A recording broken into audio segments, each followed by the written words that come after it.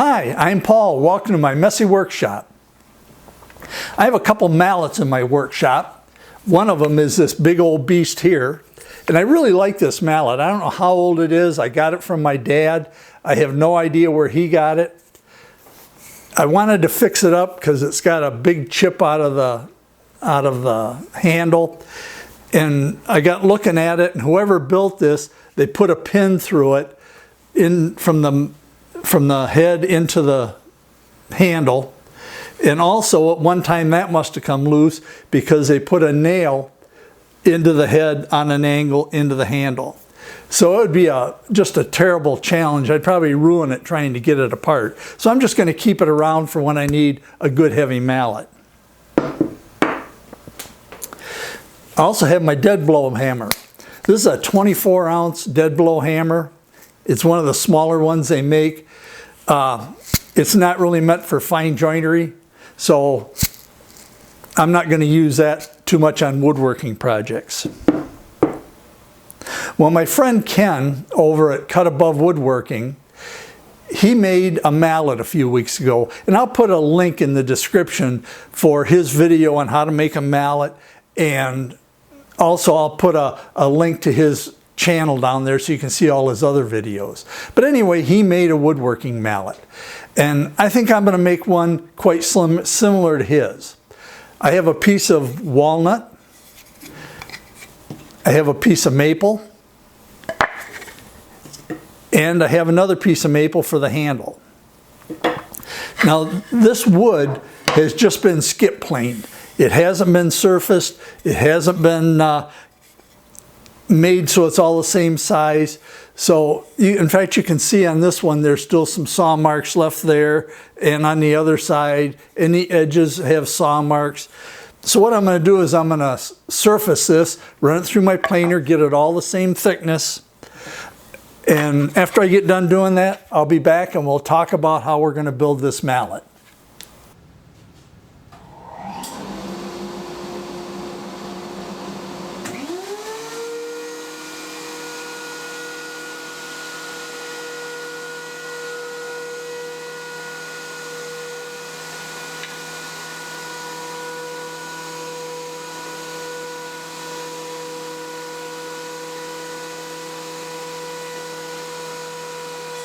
Now that I've got everything planed down to size, I'm gonna cut it to width, to rough width.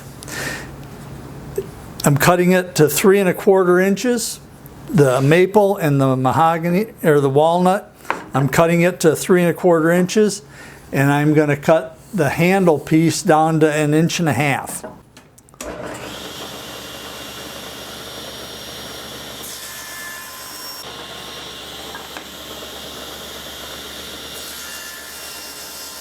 The next step is I have my stop block set at 6 1/2 inches. So I'm going to cut one piece of maple at 6 1/2 inches. And I'm going to cut 2 pieces of walnut at 6 1/2 inches. And I'm going to cut the handle at 12 1/2 inches in length. Now what I've done off camera is I took my piece of walnut and I cut each end to a 2-degree angle. These pieces will fit like this on the piece of walnut, and I'm going to cut this, the handle, at a 2-degree angle also, and then that will wedge in here. So what I'm going to do now is I'm going to mark a 2-degree angle on my handle. I'm going to get it cut, and I'll be back and show you how this all fits together. We have our pieces cut. I have a center line marked on my piece of walnut. I have my handle rough shape, very rough.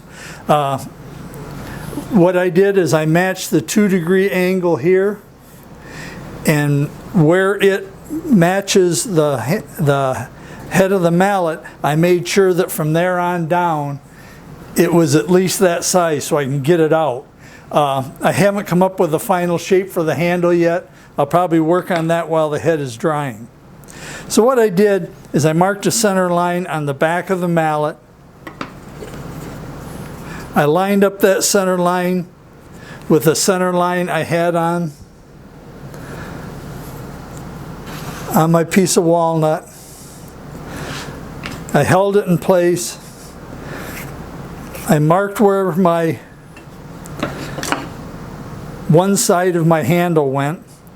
Now I'm going to take one of my pieces with the angle cut in it.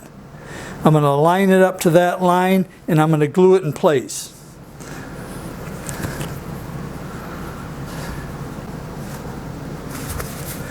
And just to hold that in place while the glue is drying, I'm going to stick a couple brads in it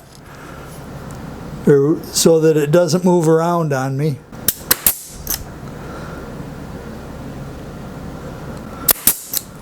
All right, there's one side on. Make sure you get the glue out of there, otherwise your handle will never come out. So now I'm going to take my handle, put it in place, and I'm going to glue the other block on. Then when that's done, I'm going to take the handle out. That way I get a nice tight fit. Okay, hold it nice and tight together.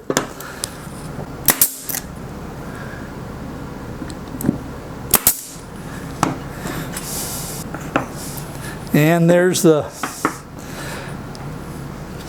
handle come out. Now I can take my top and glue it right on there and clamp it and make sure that down inside here that I get all the glue out. We don't want any glue left down in there to have to go back and chisel out. So we'll just go ahead and we will put some glue on that and clamp it up.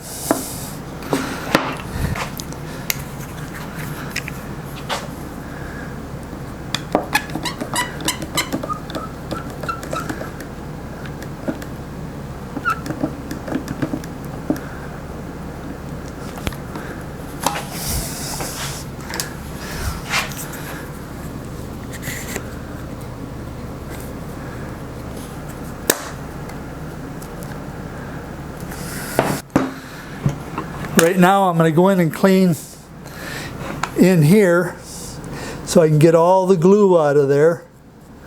So after the glue sets up a little bit, I'll be back.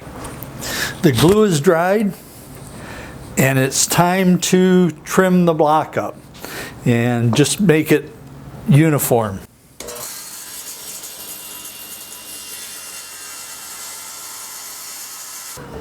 There's one side.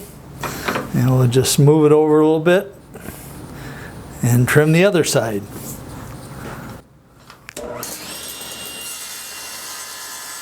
We've got the top and the bottom evened up, so we'll move on to the next step. Now that the block is the right size across in height, we have to cut it to the right length. I want the overall length on the top to be 5 inches. So I've measured over from center, 2.5 inches from center either way, and marked a line.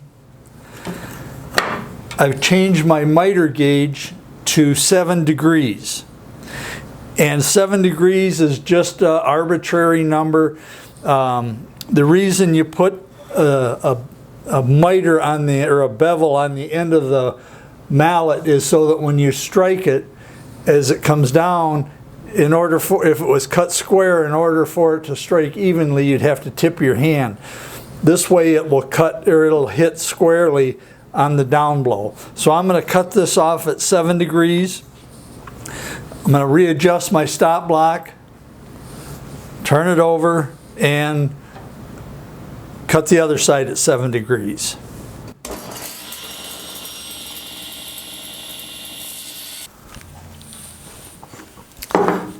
there's our finished head. And it came out pretty good.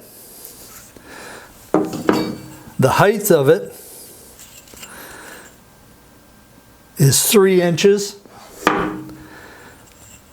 The distance across the top is 5 inches.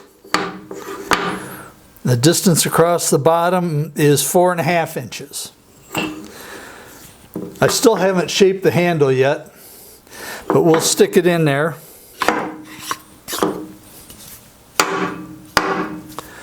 And there's what it's going to look like. I still have to, I'm going to round over the edges on the mallet so there's no sharp edges. I'm going to shape the handle and we'll put a finish on it. So far I'm quite pleased with how it's coming out.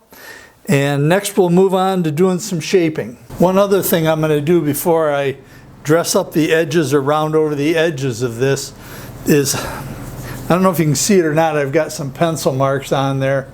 I'm going to round over this top just a little bit, a little design feature.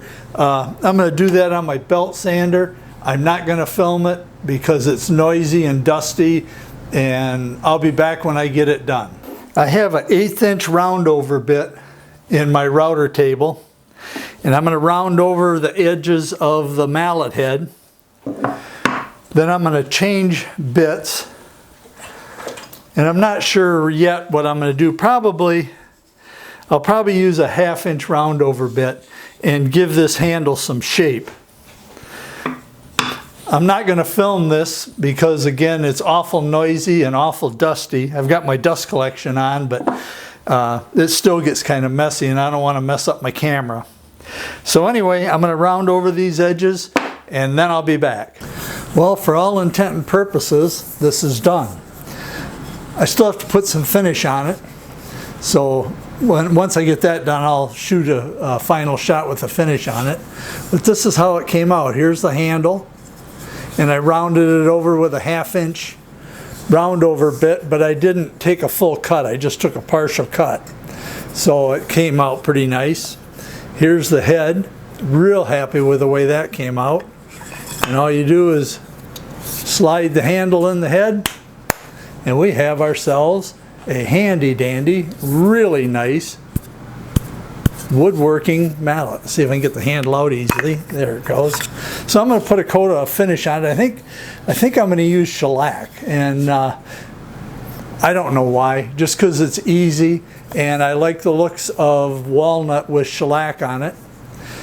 So I'm going to go ahead and put the finish on it, and I'll be back.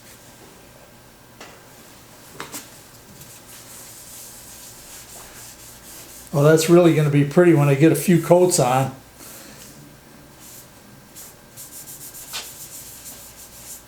I'll put 1 or 2 coats on, and then I'll sand it down and put a couple more coats on. Shellac is really a nice finish. I thought about using boiled linseed oil, but then I got thinking how well I like shellac, and I decided to go with that. I'm going to hate to hit anything with this mallet when I'm done. Well, the mallet build is done, and it came out great. I'm really happy with it. The fit and finish is great. I put on 4 coats of shellac. I put on 2 coats. Sanded it with 320, put on 2 more coats, and went over it with a Scotch-Brite pad. It gave it a real nice satin finish, very smooth. Really happy with it. I almost hate to use it, but hey, that's what I made it for, is to pound on stuff. If you'd like to build one, you ought to give it a try. Again, I'd like to thank Ken for kind of lighting a fire under me, and I'll have his YouTube channel down in the description so you can tune into his too. If you would, if you haven't already, please subscribe to my channel. I really appreciate it. That way you get notification of any new projects that I do, and also you can see what other projects I've done. You could leave a comment. I answer all my comments. You can give me a thumbs up, thumbs down, but if you give me a thumbs down, how about leaving a comment too so I know how I can improve my channel. If you think you know somebody that might like to build a mallet like this, you could share this video with them. One other little thing, if you go to my home channel on YouTube, Paul's Messy Workshop, you'll see my new logo there. My grandson designed and drew that logo. He's a graphics art student, and he drew that logo for me, and I'm really happy with it. I think he did a great job. Again, thanks for watching, and we'll see you next time.